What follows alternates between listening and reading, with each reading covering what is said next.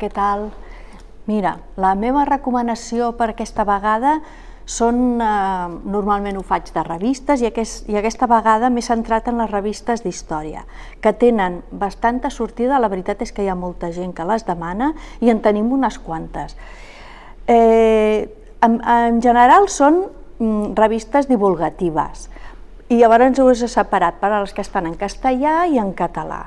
En castellà tenim Mull Història, que Mull Història fa un recull d'història, però pot ser del segle passat, d'aquest segle, diferents, totes, fan diferents temes, diferents autors, i tenim Mull Història, L'aventura de la història, Clio Història i Història National Geographic, Història i vida. Aquestes són en castellà, en tenim 5.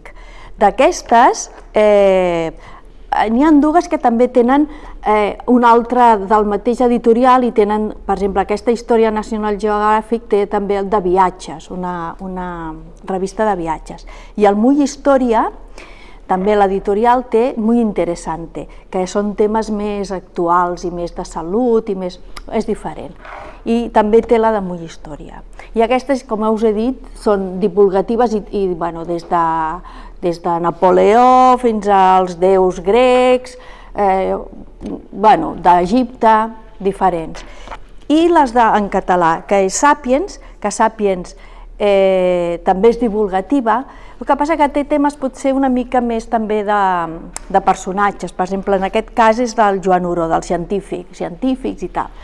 I llavors l'altra revista en català és El Món d'Ahir. El Món d'Ahir que us la vull recomanar molt especialment perquè és diferent, vull dir, ja la revista en si és diferent, té pàgines de color, la coberta també és molt diferent de les de història aquestes general. També és divulgativa, però té articles de persones que són d'ara, o sigui, poden ser actuals o poden ser del segle passat o de gent que parla d'altra gent que ja va morir, per exemple, o així.